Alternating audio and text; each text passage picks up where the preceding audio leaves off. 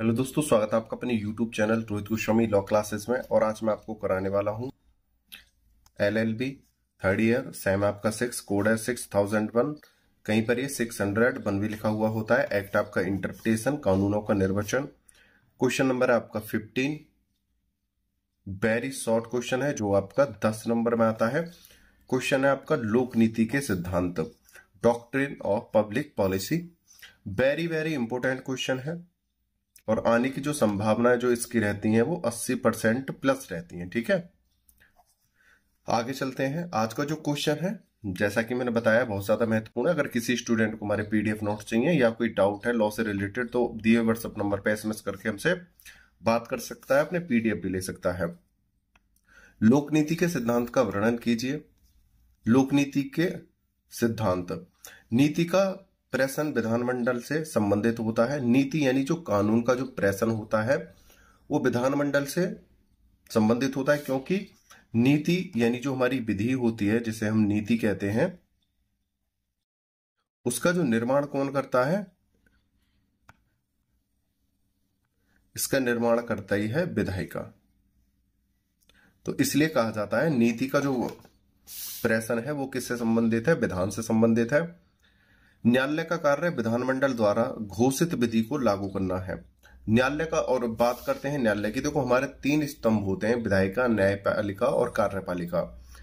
विधायिका विधि बनाती है, कार्यपालिका, विधायिका विधि बनाती है, कार्यपालिका जो विधि बनाई गई है उसके अनुसार उन्हें लागू कराना, उनका पालन कराना जनता से, और अगर उनका कोई उल्लंघन करता है तो पकड़ के उसे न्यायालय पहुंचा देना। ठीक है, और जो न्यायालय है वो क्या काम करता है? जो विधि है जो बनाई गई है उसके अनुरूप किस व्यक्ति को किस प्रकार से न्याय दिया जाएगा उसका कार्य करती है। नीति संबंधी प्रश्न पर न्यायालय द्वारा अपने को अलग रखने की प्रवृत्ति के पीछे कई कारण हैं। दूसरी बात, यहां पर बोला है न्यायालय का कोई इसमें ज्यादा इंटरफेयर नहीं होता है नीति के निर्माण में, यानी विधि के निर्माण में। वो इससे अपने को बहुत दूर रखती है। इसके कुछ कारण हैं, वो क्या कारण है उन्हें देखते हैं। लेकिन सबसे महत्वपूर्ण क्या बात है? सिर्फ विधि का निर्माण कौन करेगी? विधायिका करेगी। उसका पालन कौन कराएगा? कार्यपालिका कराएगी।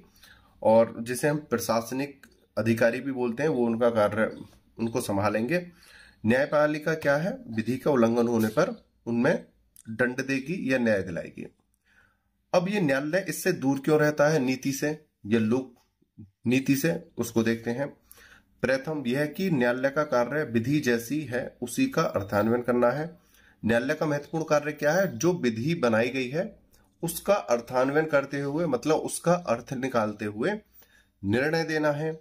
न कि विधि जैसी होनी चाहिए। न कि उसका यह है कि वो ये बताएगा कि इसकी विधि कैसी होनी चाहिए या विधि का निर्माण कैसा होना चाहिए, उसे इस बात से कोई मतलब नहीं है। सिर्फ उसका क्या कार्य है?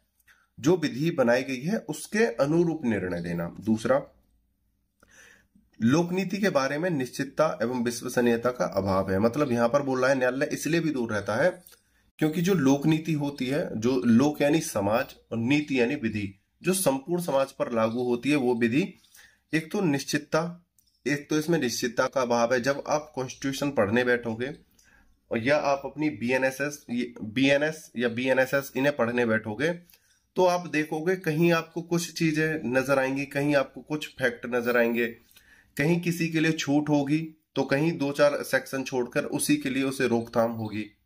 कहीं पर किसी के अधिकारों को बढ़ाया जाएगा, कहीं पर उन्हीं अधिकारों को फिर सीमित कर दिया जाएगा। इस प्रकार से क्या है, उसमें निश्चितता नहीं है एवं विश्वसनीयता का अभाव है। न्यायाधीश बरो ने काउंटर राय 1830 में कहा था, इसी से संबंधित, लोकनीति एक उदंड घोड़ा है और जब आप इस पर सवार हो जाते हो तो यह पता नहीं चलता कि यह आपको कहां लेके जाएगा। यानी लोकनीति, जब हम लोकनीति को पढ़ते हैं उसकी विधि के अनुरूप हम कार्य करते हैं, तो जब हम लोकनीति का सहारा लेते हैं तो हमें खुद पता नहीं रहता हम किस दिशा में जा रहे हैं। एक उदंड घोड़ा, जैसे उसे कुछ नहीं दिखाई देता है, वो सिर्फ भागता रहता है। ठीक है, तो इसी प्रकार से लोकनीति होती है। वो कहीं तो अधिकारों को सीमित कर देती है, कहीं उनको बढ़ा देती है, कहीं किसी केस में कोई एग्जाम्पल दे दिया जाता है, कभी उसको हटा दिया जाता है, किसी निर्णय में कुछ हो जाता है, ठीक है, तो वो क्या है, विधि एक उदंड घोड़े की तरह है लोक नीति। अतः न्यायिक निर्णय के लिए लोक नीति बहुत ही असुरक्षित, प्रश्नास्पद ही सवार होना पड़े तो सतर्क रहेंगे।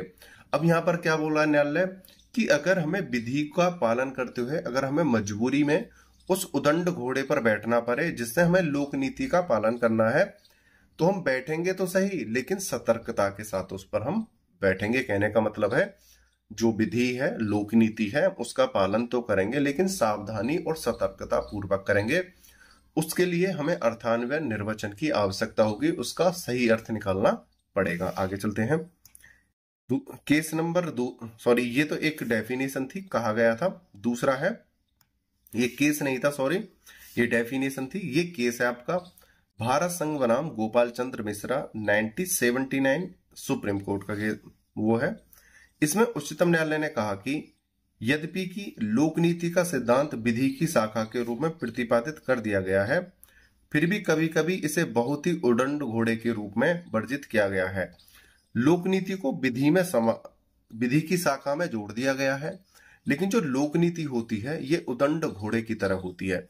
समाज जो है कभी भी किसी भी विधि के खिलाफ जा सकता है, कभी भी किसी विधि के नई विधि की मांग कर सकता है या उसके खिलाफ प्रदर्शन कर सकता है। और दूसरी बात, जब न्यायालय के न्यायाधीश इस विधि का पालन करने का प्रयास करते हैं तो वो खुद इसमें क्या है, आश्चर्यचकित हो जाते हैं, तो उनको अर्थान्वयन की आवश्यकता पड़ती है। तो ये था लोक नीति का सिद्धांत। अगर एग्जामिनर 5 नंबर में ही रखे तो सिर्फ आपको लोक नीति का सिद्धांत सिर्फ इतना ही लिख देना, यहां तक लिख देना है, प्रथम पॉइंट और द्वितीय पॉइंट। ये लिखते हुए 1 प्रथम पॉइंट और द्वितीय पॉइंट 5 नंबर में। अगर 10 नंबर में आ जाए तो डेफिनेशन साथ लगा के और एक केस साथ लगा के आपका 10 नंबर का सेट हो जाएगा। उम्मीद करता हूं छोटा सा क्वेश्चन था, आपको अच्छे से समझ में आया होगा। वीडियो को अंत तक देखा है, मुझे अच्छे से सुना है, उसके लिए धन्यवाद। टेक केयर, बाय बाय, जय हिंद, जय भारत।